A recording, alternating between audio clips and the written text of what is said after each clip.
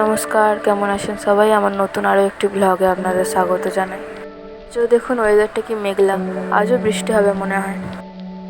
তো আমি সকালবেলা ঘুম থেকে উঠেছি অনেকক্ষণ।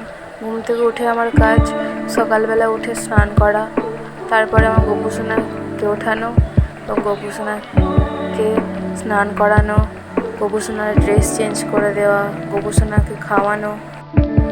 আপনারা যারা যারা এই ভিডিওটি দেখবেন তাদের মনে একটাই প্রশ্ন জাগবে, আমার পরিচয় কী? তো আমি সেটাই আজকে বলবো। আমি রিমা, হুগলি জেলার ধনিয়াখালী থানার অন্তর্গত কবিলপুর নামক ছোট একটি গ্রামের মেয়ে। আমি এখন থাকি গুজরাটের সুরাট শহরে।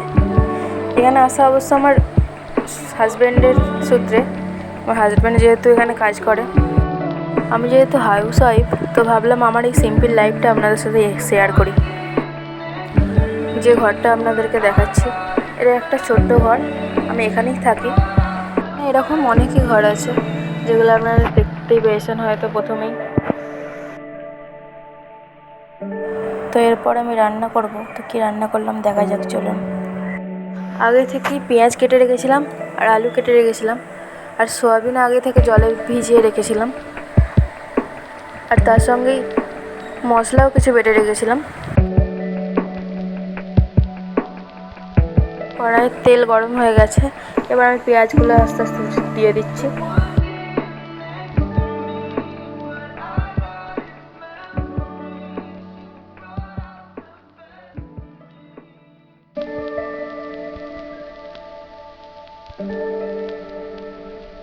পেঁয়াজগুলো একটু ভেজে নিচ্ছি ভালোভাবে।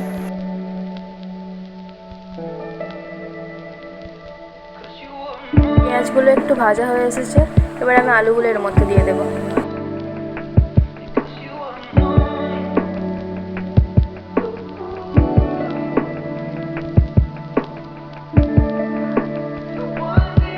আলুগুলো একটু ভেজে নেব।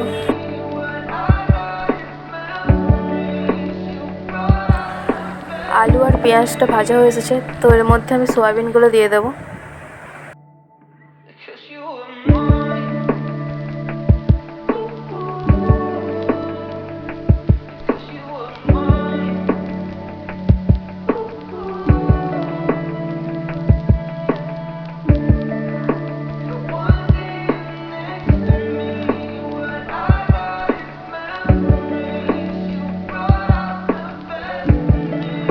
সবগুলো ভাজা হয়ে এসেছে, এরপর আমি বেটে রাখা মশলাটা দিয়ে দিলাম।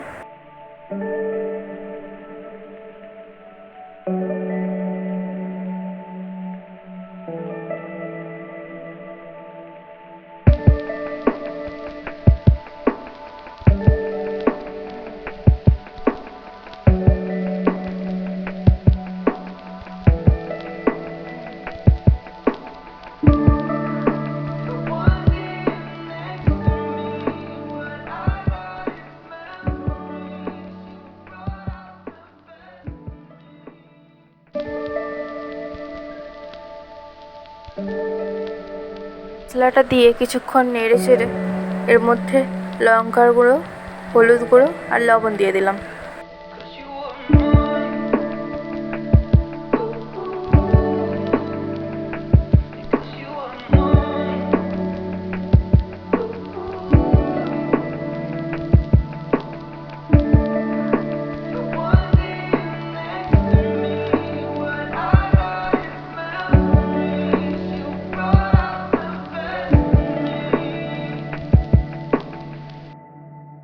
মশলাটা একটু ভাজা হয়ে গেলে এর মধ্যে একটু জল দিয়ে দেব।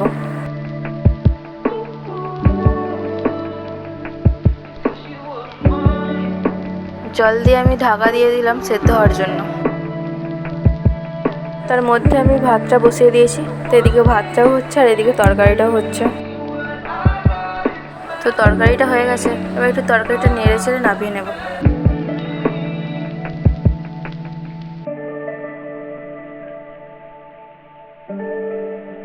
রান্নার মাঝে দেখি আবারও বৃষ্টি শুরু হয়ে গেছে। দেখুন, এখানের এই সময় ওয়েদারটা খুবই খারাপ থাকে, প্রায় দিনই বৃষ্টি হতে থাকে এরকম।